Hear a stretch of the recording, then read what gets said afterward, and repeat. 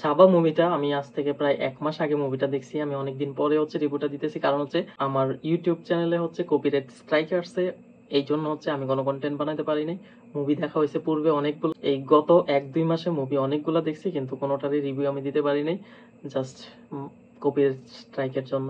তো আমার হচ্ছে রিঅ্যাকশন ভিডিওতে হচ্ছে ছাবা নিয়ে হচ্ছে আমি রিঅ্যাকশন দিছি। তাতে হচ্ছে ওয়েস্ট বেঙ্গলের অনেকেই কমেন্টস করছে ইতিহাস এটা সেটা। তো আমি ওইরকম একটা কমেন্টস করছিলাম যে ইন্ডিয়ান সিনেমা মানে ইতিহাস বিকৃত তো হবেই। আর কোনটা বলছি, ইন্ডিয়ান সিনেমা যে সব ইতিহাস বিকৃত করে এমন না, যেটার সাথে মুসলিম রিলেটেড সেটাকে ইতিহাস বিকৃত করে। আর ইন্ডিয়ান মানেই হচ্ছে হিন্দু মুসলিম একটা ব্যাপার থাকে, ইন্টার রিলেটেড, এটা থাকবেই। আর তারা ইতিহাস বিকৃত করে। এখনো পর্যন্ত আমাকে ওইরকম নজির কোনো মুভিতে তোমরা দেখাইতে পারবা না যে তোমরা হচ্ছে ইতিহাস বিকৃত করো নাই।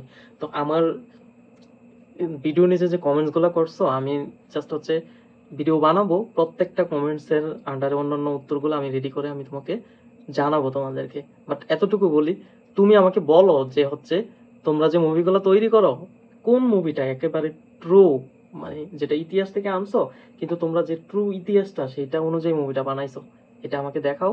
আমি ওই মুভিটা দেখি, রিভিউ করি, দেন আমি তোমাদের সাথে একমত হবো। তো সাবা মুভি দেখলাম, যে আমি যেমনটা বলছিলাম যে ইতিহাসটা অবশ্যই বিকৃত হবে।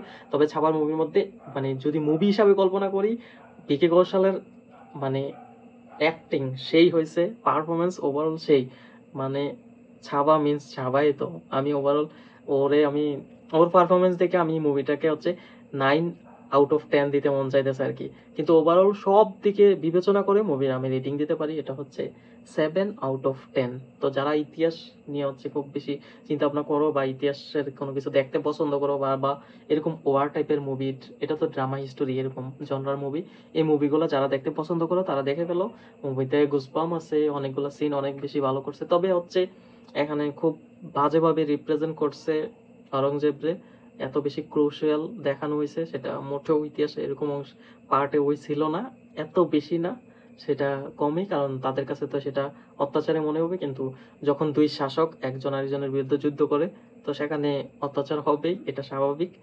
তো এটা একদল যদি বলে তাদের প্রতি অন্যায়, তাদের প্রতি অন্যায়। কারণ দুইজন ডিলে এসেই কিন্তু যুদ্ধ করছে, না হয় হচ্ছে সমঝোতায় থাকতে পারতো। তো ওভারঅল ইতিহাস নিয়ে তো আলোচনা করে লাভ নাই। তো যে মুভি দেখার জন্য হচ্ছে দেখো, জাস্ট এনজয় করার জন্য মুভিটা দেখতে বলি অনেকেরই, কিন্তু এটাকে ট্রুলি মনে করে অনেকে যদি দেখো তাহলে হচ্ছে মিসগাইড হবা।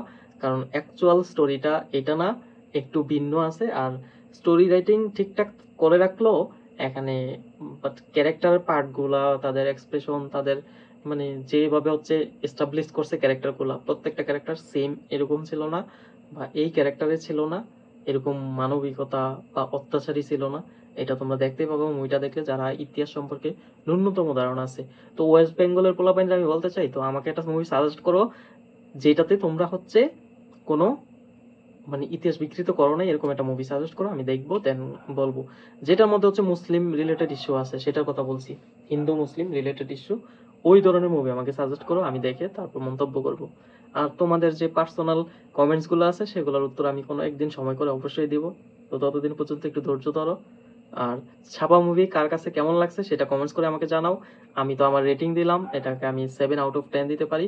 তো কারো কাছে যদি 2 ঘন্টা 40 মিনিটের মতো সময় থেকে থাকে, তাহলে মুভিটা দেখতে পারো। অর্ধি ভিকি কৌশল মানে ওয়ার মুভিতে ইন্সপিরেশন নেওয়া যায়, এটা ভিকি কৌশলের পারফরমেন্স অনেক বেশি ভালো ছিল।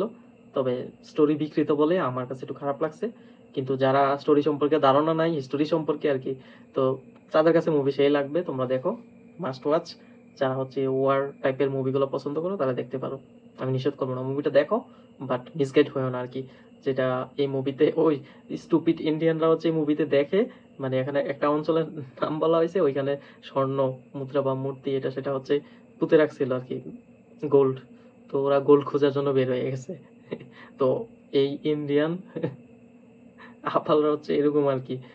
ওইরকম মিসগাইড তোমরা হইও না, মুভি এনজয় করার জন্য দেখো, সেটাই সাজেস্ট করি আমি। তো তোমাদের যারা দেখছো তাদের কাছে কেমন লাগছে সেটা জানাতে ভুলে যাবে না। আর ইন্ডিয়ানদের পাগলামো গুলা কমেন্টস করতে ভুলে যাবে না। ধন্যবাদ সবাইকে।